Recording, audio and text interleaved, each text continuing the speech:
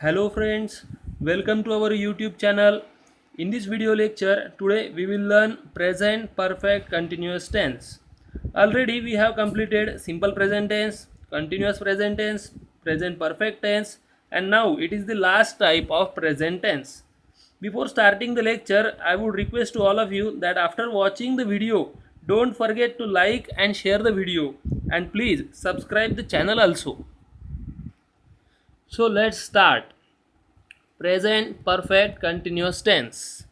Present perfect continuous टेन्सलाच मराठीमध्ये अपूर्ण वर्तमान काळ असंही म्हणतात किंवा चालू पूर्ण वर्तमान काळ असंही म्हणतात किंवा काही ठिकाणी याला रीती वर्तमान काळ असंही म्हटलं जात असतं.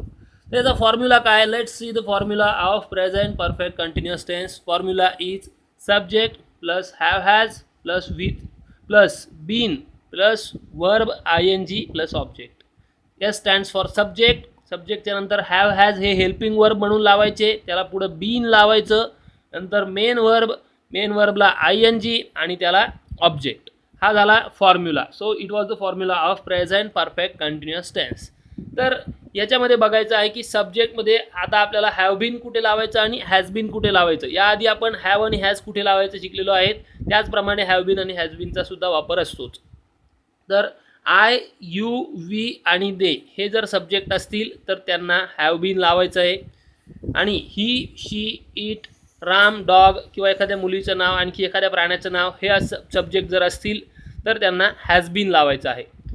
त्यामध्ये लक्षात घ्यायचं आहे की यूचे दोन अर्थ, सिंग्युलर, प्लुरल. वी हा प्लुरल आहे, दे हा प्लुरल आहे आणि आय सिंग्युलर आहे. त्या सगळ्यांना हॅव बीन लावायचं, इतकं लक्षात ठेवायचं. आणि हे सगळे काय आहेत? थर्ड पर्सन आहेत, यांना हॅज बीन लावायचं. त्यानंतर verb plus I N G, V I N G, main verb आणि आय एन जी लावायचं आणि नंतर ऑब्जेक्ट. तर अशा प्रकारे काय आहे? फॉर्म्युला आहे प्रेझेंट परफेक्ट कंटिन्युअस टेन्सचा. मराठीमध्ये जर ही वाक्य बघितली तर अशा अर्थाने होतात की ही बरीचशी लेंग्दी ठरतात.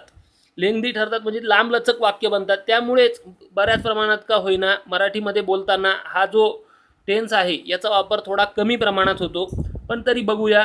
समजा आता सचिन तेंडुलकर 20 वर्षांपासून क्रिकेट खेळत आलेला आहे. तर अशा अर्थाने हे होतात त आलेला आहे, त आलेली आहे, त आलेलो आहोत, त आलेले आहेत, असे मराठी याचे अर्थ आहेत. Let's see use of present perfect continuous tense. याचा वापर कसा होतो एकदा इथं दिलेला आहे ते वाचून दाखवतो. To talk about an activity or situation that started at some time in the past and continued until happening now.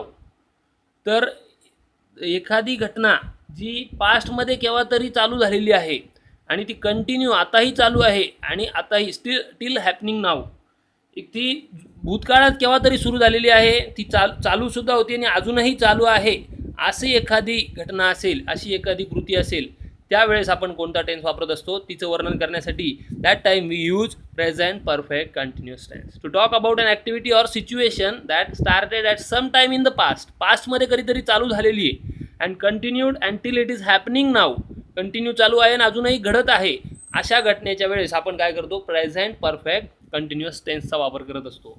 That time we use it. So let's see first one example is We have been watching news since 5 o'clock. आम्ही 5 वाजेपासून बातम्या बघत आलेलो आहोत. जसं मी आत्ता मराठीतलं सांगितलं की मराठीत बघत असू त्यावेळेस काय त आलेलो आहोत असं शेवटी येत असतं वाक्यांच्या. आम्ही 5 वाजेपासून बातम्या बघत आलेलो आहोत. त आलेलो आहोतला अंडरलाईन केली आहे बघा. तर फॉर्म्युलानुसार जर गेलं तर वी काय आहे? वी आहे सब्जेक्ट. त्याला लावलेलं काय आहे? हेल्पिंग वर्ब लावलेलं आहे. वी कोण आहे? वी आहे सब्जेक्ट. त्याला काय लावलेलं आहे? हेल्पिंग वर्ब लावलेला आहे हॅव बीन. त्याच्यानंतर मेन वर्ब आहे वॉच. वॉचला लावलेलं आहे आय एन जी आणि उरलेलं पुढचं सगळं ऑब्जेक्ट. न्यूज काय आहे? ऑब्जेक्ट. तर we have been watching news since 5 o'clock. हे झालं प्रेझेंट परफेक्ट कंटिन्युअस टेन्सचं ॲफर्मेटिव्हचं उदाहरण. आता याला जर निगेटिव्ह करायचं आहे तर निगेटिव्ह करायच्या वेळेस काय करायचं? आपण नेहमीच बघतो की निगेटिव्हच्या वेळेस काय करायचं असतं? हेल्पिंग वर्बच्या नंतर नॉट टाकायचं असतं. मग आता तुम्ही म्हणाल की ते हॅव बीन आहे तर मग नॉट कसं टाकायचं? हे बीन आधी घ्यायचं नाही, हॅवच्या नंतरच नॉट टाकायचं. We have not been watching news since 5 o'clock. आम्ही 5 वाजेपासून बातम्या बघत आलेलो नाहीत. आलेलो नाहीत. मग नाही म्हटल्यावरती हेल्पिंग वर्बच्या नंतर नॉट टाकायचं.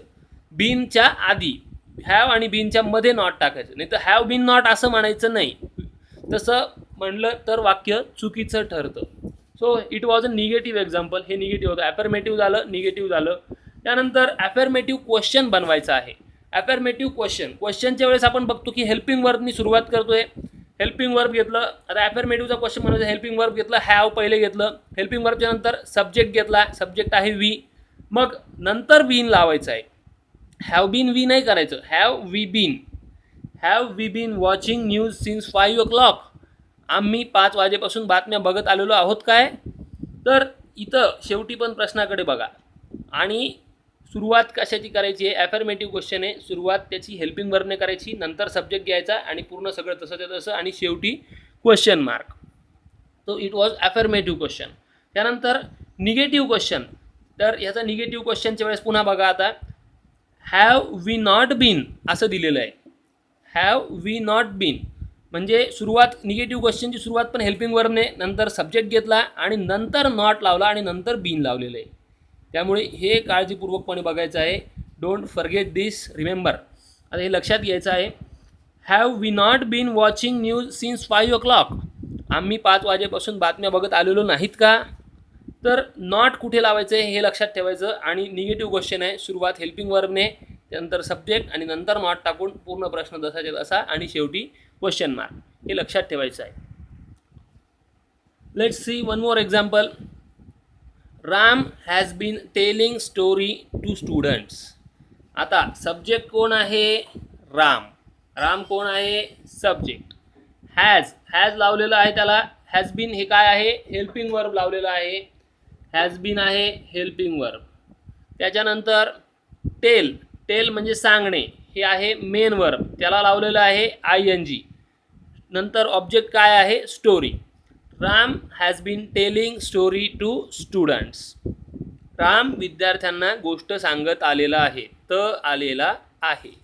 आलेला आहे हे जिथं असेल वाक्य त्यावेळेस काय, हे प्रेझेंट परफेक्ट कंटिन्युअस टेन्सचं असतं. आणि पुन्हा आणखी लक्षात घ्यायचं काय की sometimes in the past action started, म्हणजे ॲक्शन कधी स्टार्ट झाली आहे. पास्टमध्ये केव्हा तरी, पण ती अजूनही आहे. राम विद्यार्थ्यांना गोष्ट सांगत आलेला आहे म्हणजे काय, तो पूर्वी पण सांगायचा, त्याने पूर्वी सांगायला सुरुवात केली होती आणि तो आताही सांगत आहे. सांगत आलेला आहे म्हणजे पूर्वीपासून ती क्रिया चालू झालेली आहे आणि ती आतापर्यंत चालू आहे असं त्याच्यामध्ये दाखवता येतं. तर it was affirmative example. Ram has been telling story to students. Ram विद्यार्थ्यांना गोष्ट सांगत आलेला आहे. लेट्स सी निगेटिव्हच्या वेळेस पुन्हा आता बघितलं काय, हेल्पिंग वर्बच्या नंतर नॉट वापरायचं आहे. बीनच्या नंतर नाही, बीन नंतर आहे. Ram has not been telling story to students. Ram has not been telling story to students. Ram विद्यार्थ्यांना गोष्ट सांगत आलेला नाही. याच्याकडे लक्ष द्यायचं. So it was affirmative. Negative. Let's see affirmative question.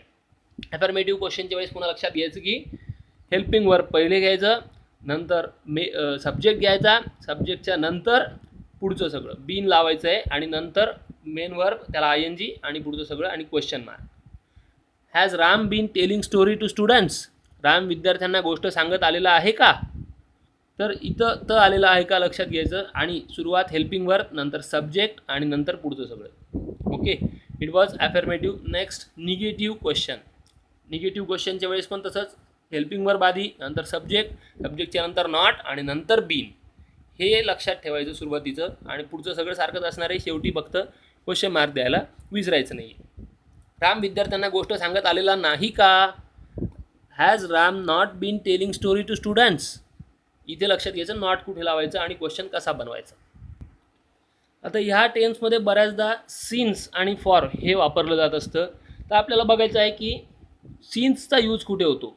Wear should we use since and where should we use for. Since कुठे वापरायचं आणि फॉर कुठे वापरायचं याचे काही एक्झाम्पल बघणार आहोत.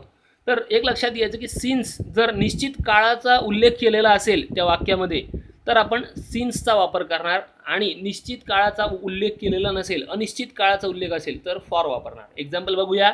पहिलं एक्झाम्पल दिलेलं आहे, Kedar has been teaching English since last 3 years.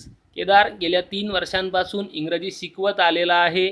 तर has been teaching English since last 3 years. 3 years म्हणजे काय दिलं आहे, निश्चित काळ दिलेला आहे, पर्टिक्युलर टाईम पिरियड दिलेला आहे. जर पर्टिक्युलर टाईम पिरियड दिलेला असेल तर त्या ठिकाणी काय वापरायचं आहे, then that time we should use since. आपण त्यावेळेला सिन्स वापरायचं आहे. जर पर्टिक्युलर टाईम पिरियड दिलेला नाही, त्याचा एक एक्झाम्पल बघूया. Rahul has been playing cricket for many days. Rahul काही दिवसांपासून क्रिकेट खेळत आलेला आहे. आता काही दिवसांपासून क्रिकेट खेळत आहे, काही दिवस, फॉर मेनी डेज. इथं परफेक्ट आकडा दिला आहे का, किती दिवसांपासून घेतोय, 15 दिवस, 20 दिवस, 1 महिना, नाही, अनिश्चित काळ आहे. That's why we have use here for. आपण तिथं फॉर वापरलेला आहे. अनिश्चित काळ असेल तर फॉर वापरायचं, आणि निश्चित काळ सांगितलेला असेल असं तर सिन्स वापरायचं. तर बऱ्याच वेळेस बऱ्याच जणांना काय असतं की कन्फ्युजन होत असतं की प्रेझेंट कंटिन्युअस आणि प्रेझेंट परफेक्ट कंटिन्युअस ह्याच्यात फरक काय आहे, difference between the present continuous tense and present perfect continuous tense. खूप जणांना कन्फ्युजन होत असतं की काय आहे. बऱ्याच वेळेला कन्फ्युजन होतं किंवा वाक्य वापरता येत नाही किंवा प्रॉब्लेम येतात. तर त्यामध्ये बघा, आता समजा इथं एक एक्झाम्पल दिलेलं आहे, तो गेल्या 4 दिवसांपासून काम करत आहे. किंवा आपण जर याला असं म्हणलं, तो गेल्या 4 दिवसांपासून काम करत आलेला आहे. हे दुसऱ्यांदा जे वाक्य बोललो मी, तो गेल्या 4 दिवसांपासून काम करत आलेला आहे, हे जास्त बरोबर असतं. पण हे लेंथी होतं बोलायला, खूप लांबलचक होतं, म्हणून जास्त वापर करत नाही त्याचा. मग त्याच्याऐवजी वापर कसा केला जातो, तर तो गेल्या 4 दिवसांपासून काम करत आहे. आपण तर शिकलेलो आहे की त आहे जर आलेला असेल तर कोणता टेन्स वापरायचा असतो, म्हणे प्रेझेंट कंटिन्युअस वापरायचा. मग इथं तर त आहे असं लिहिलेलं आहे, मग तरी पण आपण तिथं प्रेझेंट परफेक्ट कंटिन्युअस का पाहतोय, तर एक लक्षात घ्यायचं की त आहे दिलेलं असेल तर प्रेझेंट कंटिन्युअस वापरतात, हे खरं आहे. पण त आहे दिलं आहे आणि त्याच्यामध्ये परफेक्ट टाईमसुद्धा दिलेला आहे. 4 दिवसांपासून म्हणजे पास्ट ॲक्शन घडलेली आहे आणि ती तेव्हापासून ॲक्शन घडत आलेली आहे. तर असं ज्यावेळेस उल्लेख असेल, त्याच्यामध्ये परफेक्ट टाईम दिलेला असेल किंवा काही असे वेळेचा उल्लेख केलेला असेल त्यावेळेस, आणि त आहे तर त्यावेळेस कोणता टेन्स वापरायचा असतो, प्रेझेंट परफेक्ट कंटिन्युअस. याचा ॲक्च्युअली अर्थ असाच असतो, तो गेल्या 4 दिवसांपासून काम करत आलेला आहे. He has been working since last 4 days. त्याचा अर्थ असाच असतो, पण त्याच्यामध्ये शॉर्ट करायचं म्हणून तिथं त आहे वापरतात. आता याचं हे बघा ट्रान्सलेशन कसं आहे. He has been working since last 4 days. He subject आहे, हॅज बीन हेल्पिंग वर्ब आहे, वर्क मेन वर्ब आहे, त्याला ING लावलं आहे. सिन्स का वापरलं आहे, कारण परफेक्ट टाईम पिरियड दिलेला आहे, निश्चित काळ दिलेला आहे, म्हणून सिन्स लावलेलं आहे. Last 4 days, he has been working since last 4 days. इथं जर आपण असं वापरलं असतं प्रेझेंट कंटिन्युअस सारखं की he is working since last 4 days, तर ते काय होतं, ते चुकीचं ठरतं. तिथे आपण असंच वापरायला पाहिजे, he has been working since last 4 days. Let's see one more example. अजून एक एक्झाम्पल बघूया. आम्ही गेल्या काही वर्षांपासून इंग्रजी शिकत आलेलो आहोत. आता हे काही वर्षांपासून दिलेलं आहे बरं, इथं लक्ष द्या. काही म्हणजे अनिश्चित काळ आहे, म्हणजे फॉर वापरलं पाहिजे. मग we have been learning English for some years. We have been learning English for some years. For का वापरलंय कळलं का, कारण अनिश्चित काळ दाखवलाय काही वर्षांपासून, कळतंय. आणि इथं महत्त्वाची गोष्ट, आम्ही गेल्या काही वर्षांपासून इंग्रजी शिकत आहोत असं जरी म्हटलं तरी पण तिथं आपण कोणता टेन्स वापरायचा असतो, प्रेझेंट परफेक्ट कंटिन्युअस. कारण का, तिथे तुम्हाला गेल्या काही वर्षांपासून ती ॲक्शन स्टार्ट झालेली आणि घडत आलेली आहे, हा अर्थ तिथे समजून घ्यायचा असतो आणि मग तसं वापरायचं असतं. We have been learning English for some years. So friends, we will stop here. आता आपण इथे थांबूया. घरीच राहा, सेफ राहा, प्रत्येकाने घरात बसूनच अभ्यास करा आणि हे व्हिडिओ जास्तीत जास्त शेअर करा, जेणेकरून तुमच्या इतर मित्रांनाही या व्हिडिओचा फायदा होईल. They will get more benefit from this videos. Thank you so much.